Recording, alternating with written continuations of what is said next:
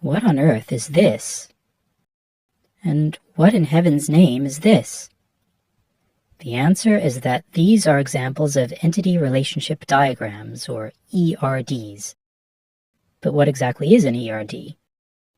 An ERD is a way of expressing the logical design of a database in a visual way. In this video, we're going to explore how an ERD helps to clarify crucial aspects of what's going on in a database design.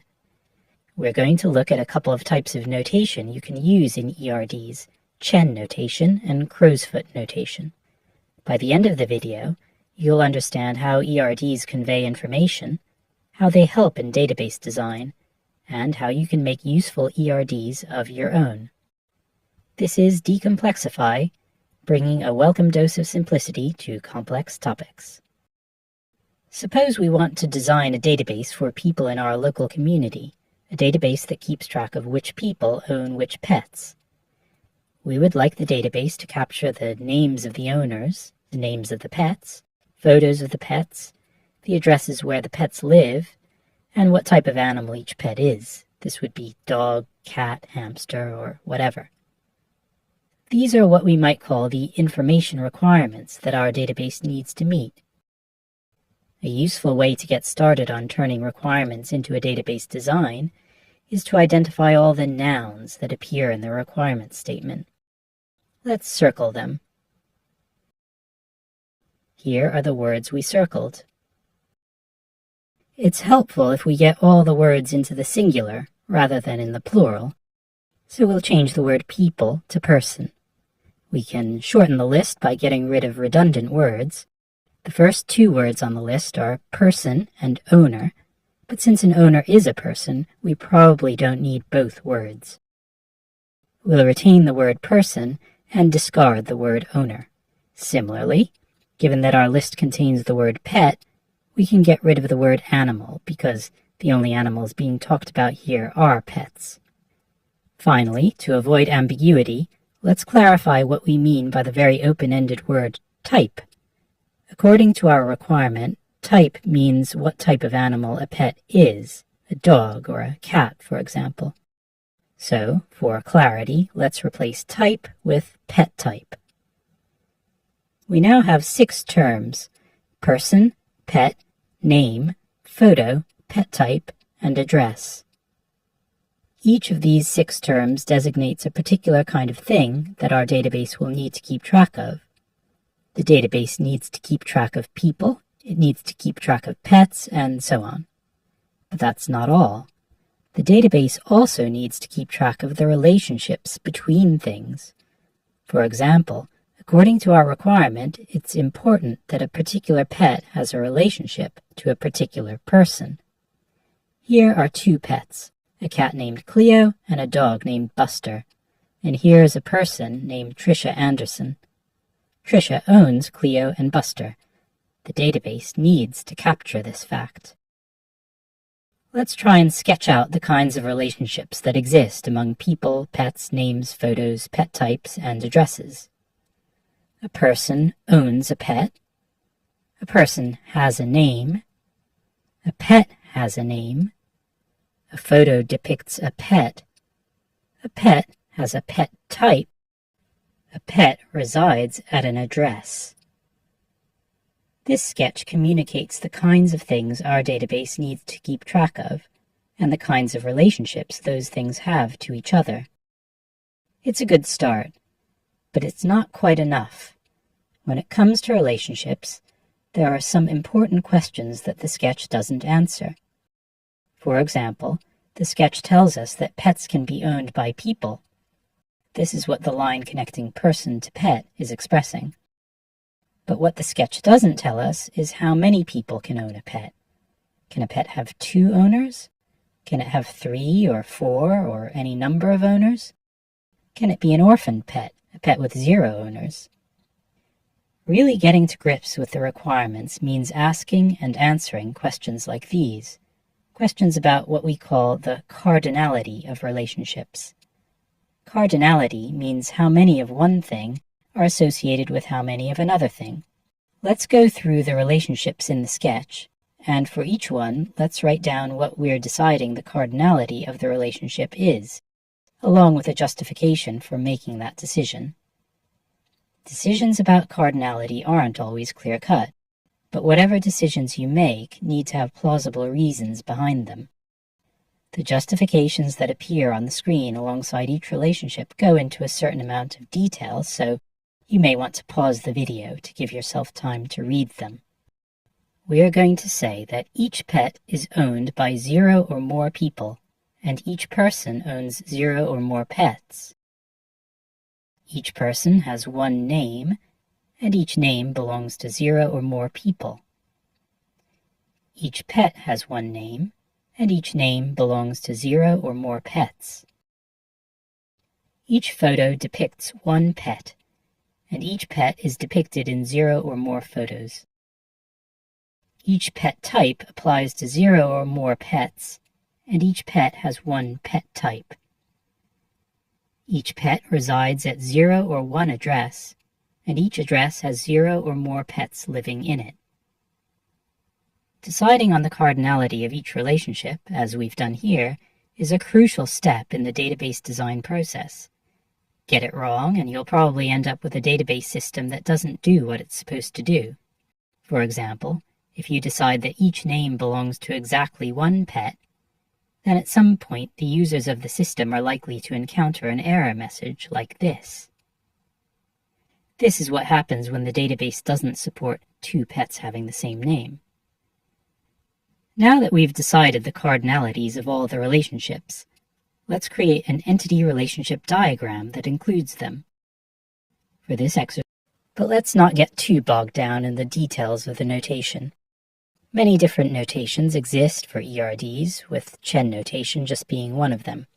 Outside of educational settings, a much more popular notation for ERDs, which happens to be my own preferred notation, is crow's foot notation. In crow's foot notation, we don't bother with diamond shapes to represent relationships. Just drawing a line between 2 entities is enough to signify that there is a relationship between them. What we put at each end of a relationship line expresses the cardinality of the relationship. In this notation, all you have to do to express cardinalities is to draw at the end of each line 2 symbols, the first expressing a minimum number and the second representing a maximum number. What are the symbols that are available for you to choose from? They are the 0 symbol, the 1 symbol, and the multiple or many symbol. A circle shape, which looks like a 0, means 0. A vertical line, which looks like a 1, means 1. And a crow's foot shape, which has diagonal prongs on either side of the relationship line, means multiple or many. Here, we are being told that each mother has 0 or more daughters. The 0 symbol represents the minimum number of daughters, and the many symbol represents the maximum number of daughters. Looking to the other end of the relationship line, we see that each daughter has a minimum of 1 mother and a maximum of 1 mother. Or to express it more simply, exactly 1 mother. So, for each relationship line that exists in an ERD, we draw in 4 cardinality symbols, 2 at one end and 2 at the other end. At a given end, the first symbol represents a minimum number, and the second symbol represents a maximum number. When trying to express relationships in an ERD, you should focus most of your thinking on the maximum numbers. The maximum numbers are crucial to defining the basic nature of a relationship. If we put aside the minimum numbers for the moment and focus only on the maximum numbers, it becomes apparent that there are 3 basic kinds of relationships. The first kind has the crow's foot symbol at both ends. Each pet can be owned by multiple people, and each person can own multiple pets. We call this a many-to-many relationship. The second kind has the crow's foot symbol at just one end, as in our mother-daughter example. We call this a one-to-many relationship, or equivalently, if we're reading it in the other direction, a many-to-one relationship. The third kind of relationship has a 1 at both ends, and no crow's feet symbols. Each employee has one employee ID card, and each employee ID card belongs to one employee. We call this a one-to-one relationship. In crow's foot notation, the entity relationship diagram for our people and pets database would look like this. We can see, as before, that each pet is owned by 0 or more people, and each person owns 0 or more pets. So the relationship between pet and person is many-to-many. Each photo depicts one pet, and each pet is depicted in 0 or more photos. So the relationship between pet and photo is one-to-many. Each pet type applies to 0 or more pets, and each pet has one pet type. So the relationship between pet type and pet is one-to-many. Each pet resides at 0 or 1 address, and each address has 0 or more pets living in it. So the relationship between address and pet is one-to-many. And we can make the diagram even more informative by adding attributes. Our goal here isn't necessarily to show every attribute that's going to be in the finished database, but we should at least show uniquely identifying attributes. That is, attributes that serve to uniquely identify an entity, along with perhaps a handful of other significant attributes of the entity. Notice that some attributes have an indicator beside them saying PK, which means that the attribute is a primary key attribute. Others have an indicator beside them saying FK, which means that the attribute is a foreign key attribute. In other words, an attribute which can also be found elsewhere as a primary key attribute on another entity. The diagram has now reached a stage where we can translate it into the skeleton of a relational database design, with tables, columns, constraints, and so on. For each entity on the diagram, we can create a table. For each attribute of an entity, we can create a column within the table, along with whatever other columns we think are needed. We can define primary and foreign keys for each table, in line with the primary and foreign keys shown on each entity in the diagram. Each one-to-many or one-to-one relationship in the diagram will become a foreign key constraint in the database. The only kind of relationship we can't express using a foreign key constraint is a many-to-many relationship, like the relationship between person and pet. But there is a way around this. Whenever we encounter a many-to-many relationship between two entities, we can think of it as two one-to-many relationships. Here we have introduced a new entity called pet ownership in between our existing entities person and pet. If Jenny and Bill both own Rover, then Jenny's ownership of Rover is one instance of pet ownership, and Bill's ownership of Rover is another instance of pet ownership. If Martin owns Skipper and Claude, then Martin's ownership of Skipper is one instance of pet ownership, and Martin's ownership of Claude is another instance of pet ownership. The relationship between person and pet ownership is one-to-many. The relationship between pet and pet ownership is one-to-many. The new entity pet ownership becomes a table in the database, and both relationships to it can be captured as ordinary foreign key constraints. We're going to use a diagramming style known as Chen notation. In Chen notation, each of the nouns we identified gets its own box. Person, pet, photo, we place all of these in boxes, and we refer to them as entities. We represent each relationship by a diamond shape connected up to the relevant entities using lines. The next thing we need to do is express the cardinalities of the relationships. In Chen notation, cardinalities are expressed like this. Reading from the daughter end of the relationship to the mother end of the relationship, we say a daughter has a maximum of one mother. Of course, the kind of mother we have in mind in this illustration is a biological mother. Reading from the mother end of the relationship to the daughter end of the relationship, we say a mother has a maximum of n daughters. And because n means any number, this is a way of saying there's no defined limit to how many daughters a mother can have.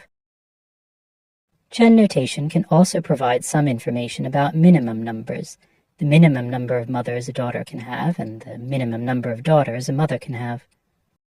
The minimum number of mothers a daughter can have is 1.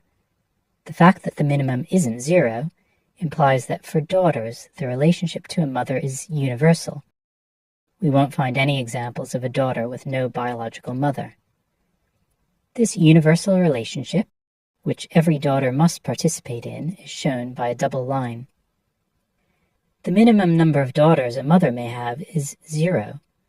This amounts to saying that, for mothers, the relationship to a daughter is not universal. Some mothers don't have any daughters.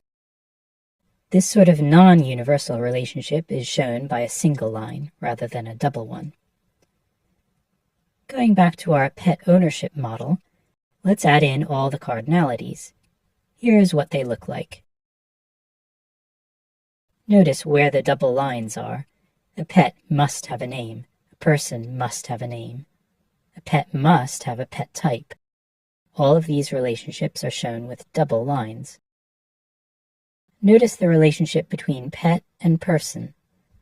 A person owns a maximum of n pets, and a pet is owned by a maximum of m people.